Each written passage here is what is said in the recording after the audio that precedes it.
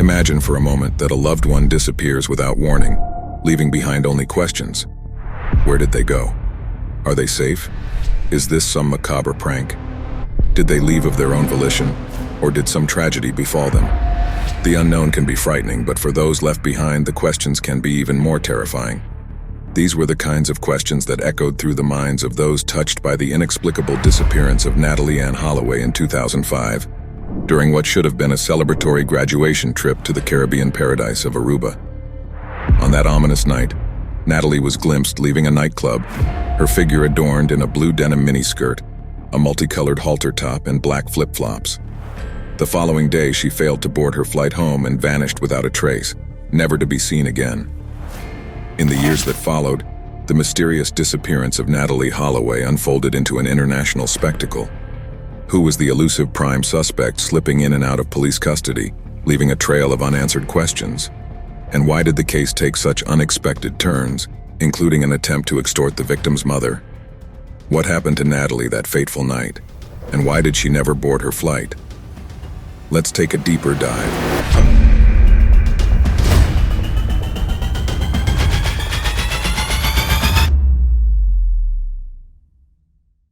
Welcome back to Urban Crime Stories. In this episode, we will dive into the mysterious case of Natalee Holloway. On the 26th of May 2005, Natalee embarked on an enigmatic journey with 124 fellow graduating students to Aruba. Orchestrated by organizer Jody Behrman, the 5-day graduation trip included 7 chaperones, comprised of teachers and volunteers. While the chaperones couldn't scrutinize every move of the students, daily check-ins aimed to ensure the overall well-being of the group. Natalee's penchant for excessive drinking became a topic of concern among her friends, Liz and Claire. Reports suggested that Natalee's days began and ended with alcohol, even causing her to miss several breakfasts with her friends. As the days unfolded, the mysterious events took a more ominous turn. On the night of Monday, May 30th, classmates spotted Natalee leaving the bar and nightclub Carlos and Charlie's around 1:30 a.m., accompanied by a young man named Joran Sloot. Joran's entourage included 2 Surinamese brothers, 21-year-old Deepak Kalpo, the owner of the car they were in, and 18-year-old Satish Kalpo. The night held secrets that would eventually become entwined with the fate of Natalee Holloway. The day Natalee was supposed to fly home, her family was alarmed to learn that she had not boarded the plane. Not only that, but Natalee had also failed to meet up with her designated chaperone, who promptly alerted Natalee's mother. Upon inspecting Natalee's room, a disconcerting scene unfolded. Her luggage was meticulously packed and her passport remained untouched, yet Natalee herself was conspicuously absent. Aruba authorities scoured the nearby areas in a desperate attempt to find any trace of the missing young woman, but their efforts yielded no answers. Faced with the unsettling reality of their daughter's disappearance, Natalee's mother and stepfather wasted no time. In a whirlwind of urgency, they mobilized a group of friends and boarded a private jet bound for Aruba, determined to embark on their own search. Astonishingly, within a mere 4 hours of landing on the island, they unearthed the address and full name of the man last seen with Natalee. The relentless pursuit of answers had begun, leading them deeper into the shadows of a mystery that would grip the world. The investigation into Natalee Holloway's disappearance took a perplexing turn as the spotlight focused on Joran Sloot. With both police and Natalee's family converging on Joran's home, the air was thick with tension. At first, Joran vehemently denied knowing Natalee, weaving a web of deceit that would soon unravel. As the pressure mounted, Joran's narrative underwent a seismic shift. He confessed to knowing Natalee and admitted to leaving the nightclub with her, claiming to have dropped her off at her hotel around 2 a.m. before heading home. According to Joran's account, Natalee expressed a desire to visit the California lighthouse near Arashi Beach to catch a glimpse of sharks. He detailed how they arrived at the Holiday Inn, where he noticed her struggling to walk. Joran asserted that Natalee declined his assistance, and they left. In a strange twist, he claimed to have witnessed her being approached by a mysterious man in black attire, resembling the uniforms worn by security guards. This figure purportedly aided her into the hotel. The Aruba government, recognizing the gravity of the situation, granted thousands of civil servants a day off to contribute to the search. Even Dutch Marines joined the mission, conducting exhaustive searches of the waters off the shoreline. Yet, despite the collective efforts, the island's secrets held fast and Natalee remained elusive. As investigators delved deeper into the mysterious case, the tale spun by Joran van der Sloot and the Calpo brothers began to resemble a patchwork of inconsistency. Their narratives underwent a continual metamorphosis, creating a fog of uncertainty around the events of that ominous night. Initially, the Calpo brothers asserted that they dropped off Natalee and Joran at the beach near the Holiday Inn before driving home, leaving Joran to walk home alone. Joran corroborated this account, but then altered his version, claiming he left Natalee at the beach and walked home himself. The ever-evolving stories led to a critical turning point on June 9, 2005, when the trio was detained under suspicion of kidnapping and possibly murdering Natalee Holloway. While the Calpo brothers were released on July 4th, Joran remained in custody for an additional 60 days. The legal saga continued on November 21, 2007, as the trio faced renewed arrests based on supposed new incriminating evidence. However, this development failed to propel the case forward, resulting in the release of all three men once again. The plot thickened significantly on February 3, 2008, when police obtained a voice recording of Joran detailing a grim revelation. In the recording, he confessed that on the beach, Natalee became unresponsive, and in a state of panic, he enlisted a friend to help dispose of her body in the sea. When confronted with the recording, Joran's response took an unexpected twist.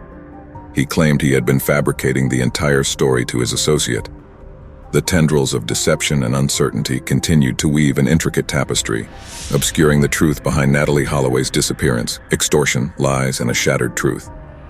In 2010, Joran van der Sloot's extortion plot to reveal Natalee Holloway's location escalated into a web of lies. A clandestine meeting in Aruba, fueled by promises and $10,000, led to a macabre tale of Natalee's supposed burial. However, Joran's sinister confession later revealed it was all a fabrication.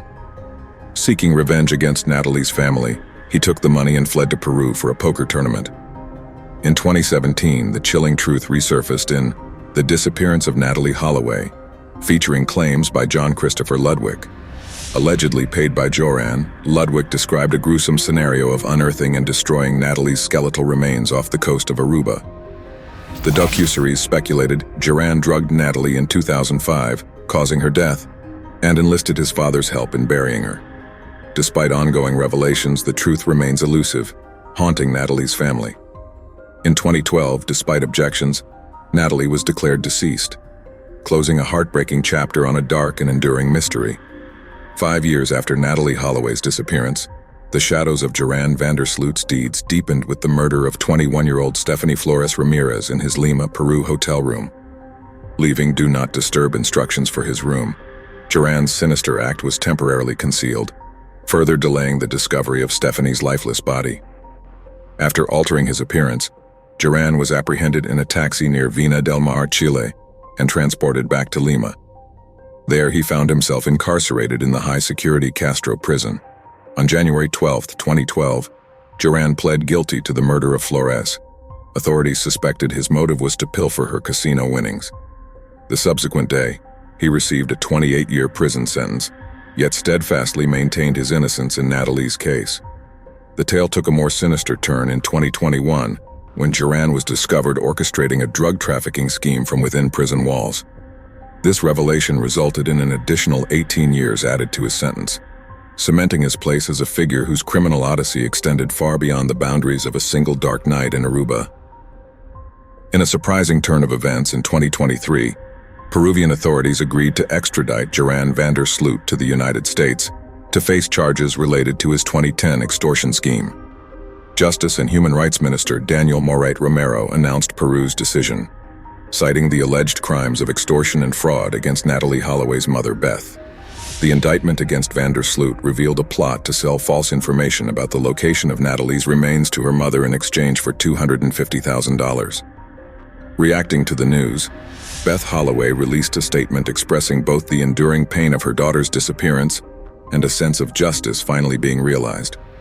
She remarked on the 18th anniversary of Natalee's absence, acknowledging the long and painful journey and the persistence that had brought them closer to justice.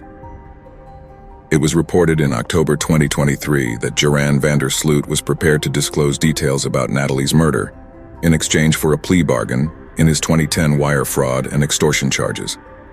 Beth Holloway, Natalee's mother, asserted that specific details would follow, revealing that Sloot bludgeoned Natalee and disposed of her body in the ocean after she rejected his advances. Beth Holloway confronted Sloot in the courtroom, directly addressing him as a killer and that he remembers that word every time a jail door slams behind him. Thank you for watching this episode. Please tell us your thoughts about this case in the comments below. If you enjoy our content, please be sure to subscribe to the channel and click the notification bell to be notified for upcoming cases. Stay safe, stay informed, and see you next time on Urban Crime Stories.